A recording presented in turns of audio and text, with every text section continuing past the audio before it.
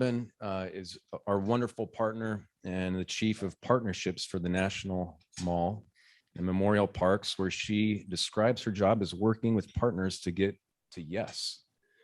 Before joining the National Park Service in 2012, she worked with Americorps in the youth program. She has over 30 years experience facilitating projects and partnerships that strengthen communities and address critical community needs. Her most memorable experience in the Park Service so far was attending the 50th anniversary of the March on Washington, which was both her first large event and the first time she got to wear her official National Park Service uniform. Without further ado, let's welcome Robin. Good morning, and thank you so much for having us. The Rotary was one of the first partnerships I worked on when I came to the National Mall. And don't tell anyone else, but it is my favorite.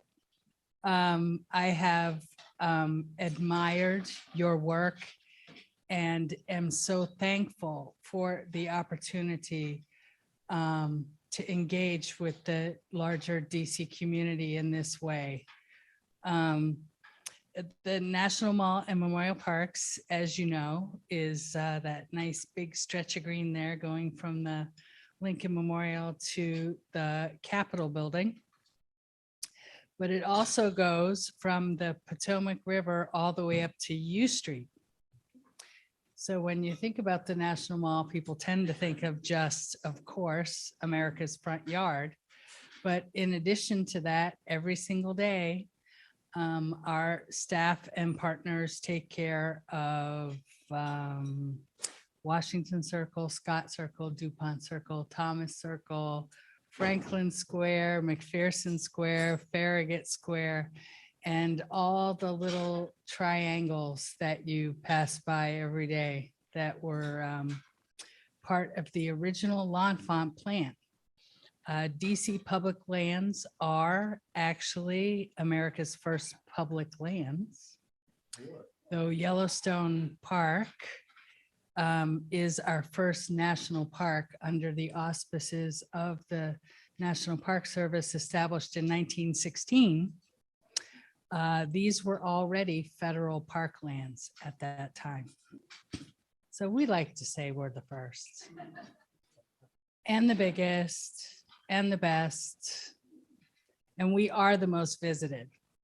So you'll never see that in the actual Park Service statistics because they count by unit, and most big parks like Yellowstone and Grand Canyon are a single unit. Well, we're 11 units. So if you add up our units, we're way more than all those guys put together. Alas, 30 million visits a year puts a lot of wear and tear on the National Mall and on our facilities and even on our trees. So we rely on partners like yourselves, like many of the business improvement districts, like the Trust for the National Mall, who is our primary philanthropic partner for preserving, maintaining, and adding, I guess, resources to the National Mall. They're just about to finish a project where they built new horse stables for the United States Park Police on the National Mall, which is about a $25 million project that will be entirely citizen funded. A question I often get asked is, why is philanthropy needed to support our national parks when that's a federal agency? Well, another not often highlighted fact is that the National Park Service and America's national parks have always been a public-private partnership.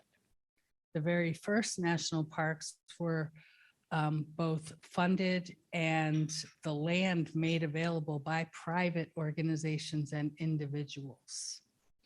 Our largest addition, our largest recent addition, Katahdin Woods and Waters in Maine, was donated via private philanthropy by the founder of Burt's Bees. So it was always intended that being the stewards of a national parks was not only a government endeavor, but a citizen endeavor.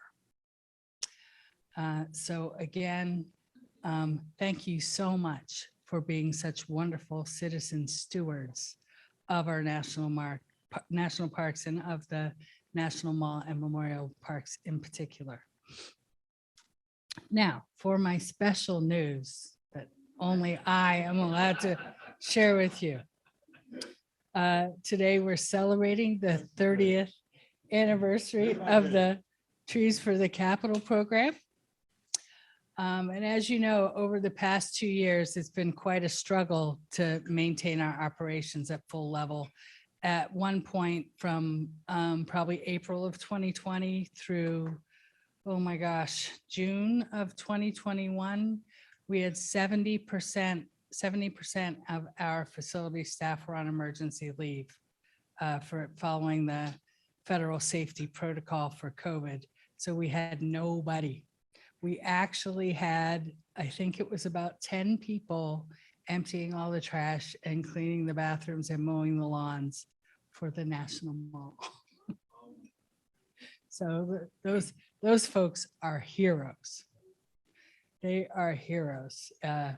And even all levels of our organization really appreciate private efforts to support our parks and support our people. So over the past couple of years during the pandemic, we've actually not been able to spend all the donations that we have that are specifically for trees. So those were kind of banked until we had more staff available and more resources available. Well, one of my staff in our brainstorming about how to engage partners realized that we might be able to use those funds. So there's some funds from an individual donation. There's a good bit of funds from the DC Rotary, and a couple other small donations were all put together and used to leverage 100% match through our Centennial Challenge program, which was a matching funds program established as part of our centennial in 2016. And drum roll, please. In the fall of 2022, we will be planting 300 trees in national parks across the city. And that is due in large part to the Rotary's efforts. So never think that those small checks aren't meaningful or aren't even small anymore, to be honest, but have really, really made a difference in our ability to maintain our urban canopy, as Matt Morrison, otherwise known as the Tree Master, will tell you. Matt is our arborist, and we actually haven't had an arborist. We've had a tree crew, but we've never had a designated person to carry to speak for our trees. So Bryan, I know I didn't actually bring Matt's bio. He'll tell you a little bit about himself, but I thought today, because it's the 30th anniversary and our tree planting day, that it would be wonderful to have our arborist come speak for the trees for just a couple of minutes. Yay. Well, thank you very much, everybody. It's a pleasure and an honor to be here. And Robin, thank you so much for introducing me to this great group. Robin asked me how much time would I need to speak, and I said I can do 2 minutes. I told her I could do an hour. I could do 8 hours, to be honest with you. I think that I might have around 10 minutes. So rather than bore you with, getting into the weeds, no pun intended, with statistics or details that wouldn't be really that interesting, as I'm speaking, please, by all means, feel free to jump in, raise your hand, shout out a question or a statement, and that may take our conversation in its final destination. About myself, I entered the world of arboriculture in 1979, and I was a hyperactive high school graduate, and I climbed trees immediately outside of high school, and I found a passion that I didn't know existed. And since then, I went to college and studied arboriculture. So I've been in the industry for a little over 40 years now. And the last 3 years, I've been employed by the Park Service. I am the arborist at the National Mall. My duties are mostly urban forestry. And the interesting thing about urban forestry is anybody who's an arborist and works in the city is usually called an urban forester. And it's almost a misnomer. If you take care of trees in Milwaukee, in Minnesota, in Milwaukee, in Seattle, you're an urban forester.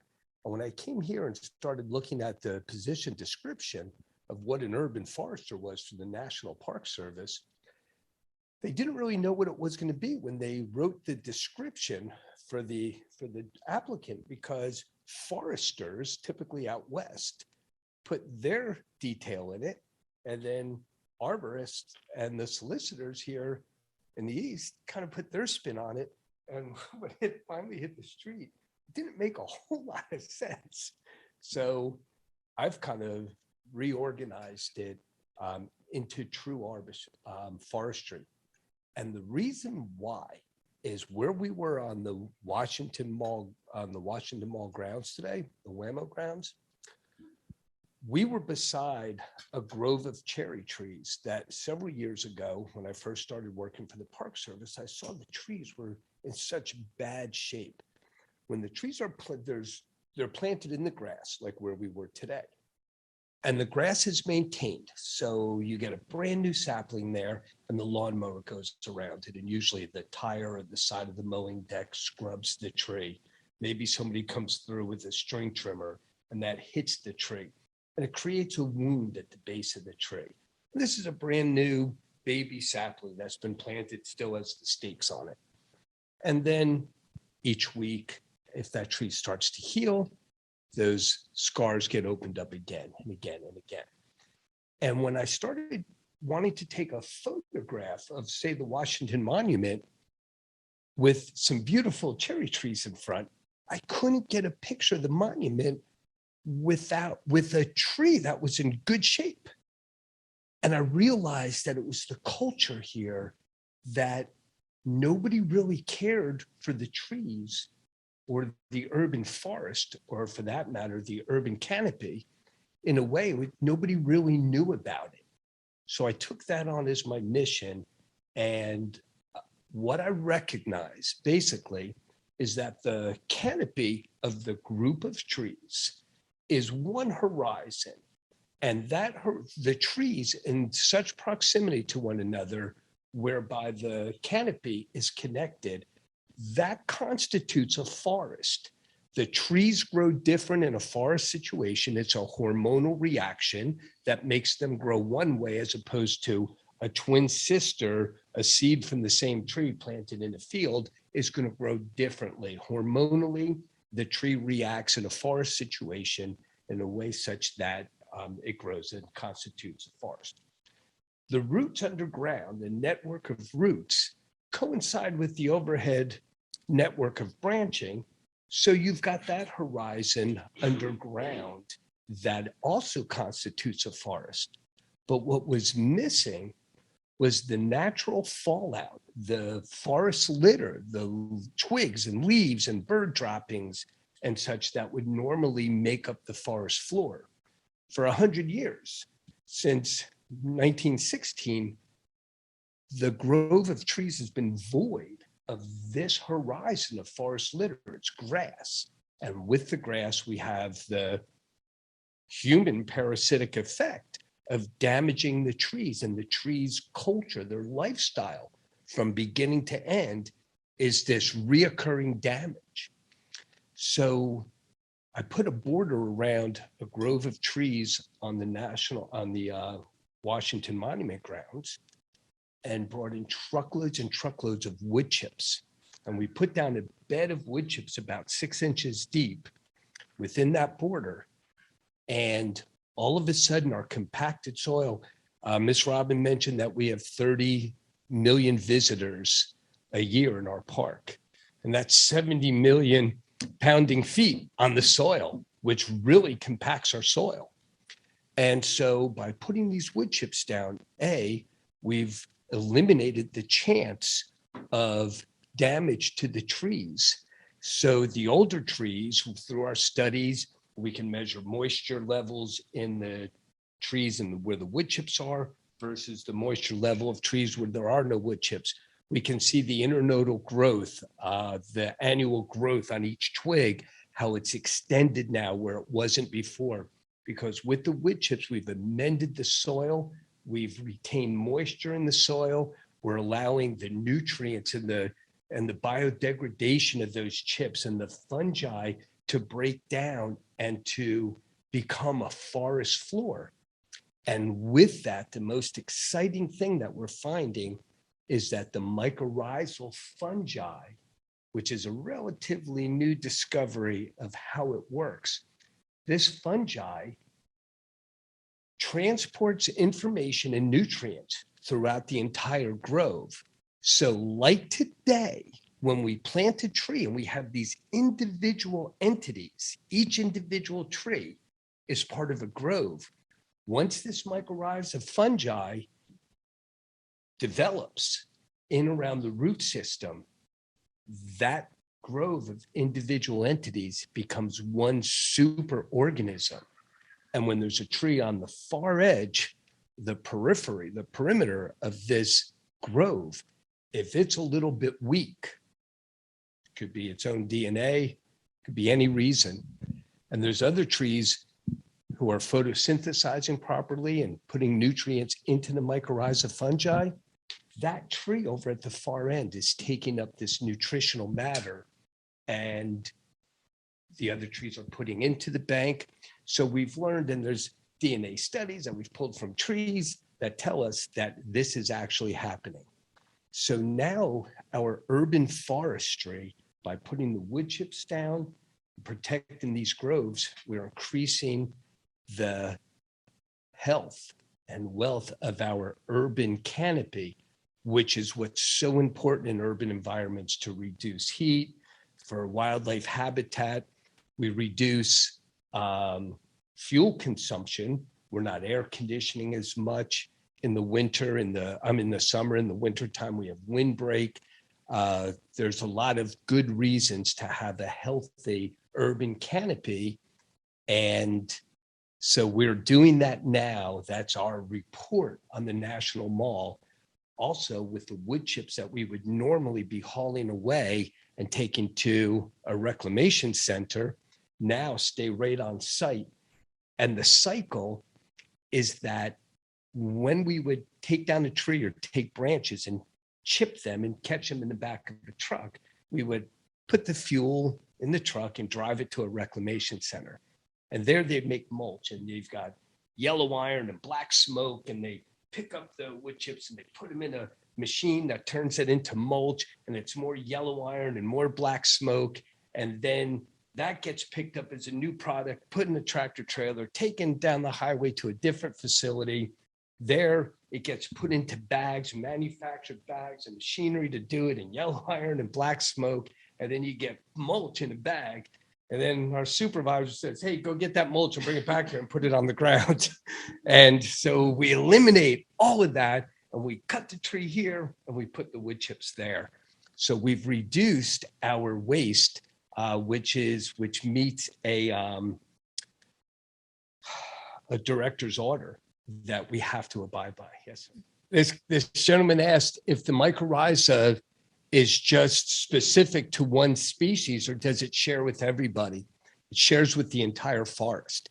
Now, we happen to have what we call monocultures, the grove of cherry trees. Even though there's different varieties of cherry trees, it's still one species, Prunus. So our wood chips go down and the mycorrhiza is among just cherry trees. Like I say, we have a man-made monoculture. but a polyculture, a diversity of trees like you would find naturally in the forest, the mycorrhiza, everybody's tapped into that mycorrhiza fungi. The first understanding was that out in the Pacific Northwest where the salmon run is, the bears, you know, at the end of the run, the bears, before they go into hibernation, they eat the fat bellies out of the salmon and they drop the rest on the ground. And when these researchers tested the tree for DNA, they found salmon DNA in the trees along the riverbank. Well, it was kind of charming, and it made sense that those trees would take up salmon nutrients from salmon breaking down. Well, they walked away from the river further, a mile into the woods, and they're pulling salmon DNA out of the trees. And they're saying, how does this get here? So they took a tree about the size of a Christmas tree that you'd have in your house. They sealed it off with plastic, dug a trench, and they irradiated that tree. And then they went out with their Geiger counter through the forest and they found the radiation through all these trees. And they said, all right, something is communicating this. For the grove of cherry trees right behind where we were today, we brought in a tractor trailer of wood chips, plus the equivalent of 2 more in other vehicles. And we had 100 volunteers in one day and we spread those.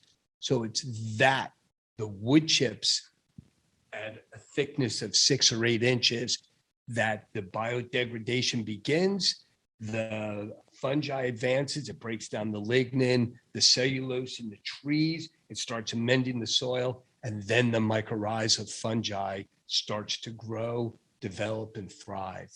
Yeah. For as long as I've been in DC, I don't think we've ever missed the cherry blossom bloom around the tidal basin. So I've seen it change over the years, and some of the change is not for the better. And I know it gets an awful lot of wear and tear and visits, and there's horrible erosion back over towards the Jefferson Memorial. And every year I say, this is a national treasure. Why isn't somebody doing something? So we are doing something, and I appreciate the comment, and I understand that everything is not roses and sunshine. The trees have perhaps suffered from some negligence over the years. And now that we have what we call in the Park Service subject matter experts, as SMEs, in place, we are controlling all that. I've trained my crew, the in-house crew, how to train volunteers in proper pruning practices, proper arboricultural practices. We're doing the cherry, we're doing the wood chip therapy there, as I call it. We're also doing pneumatic soil excavation to allow nutrients and air to expand the porosity, the pore space in the soil, and allow water in and allow oxygen in. So that's what we're doing. That's what the urban forest means to me and to the National Mall at this point. Having an opportunity to receive 300 trees or 3 trees is a blessing for us.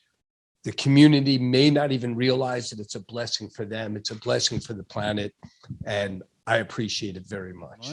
We're going to present, do our annual presentation of our contribution toward the planting of 45 trees, one to honor each of our speakers each year.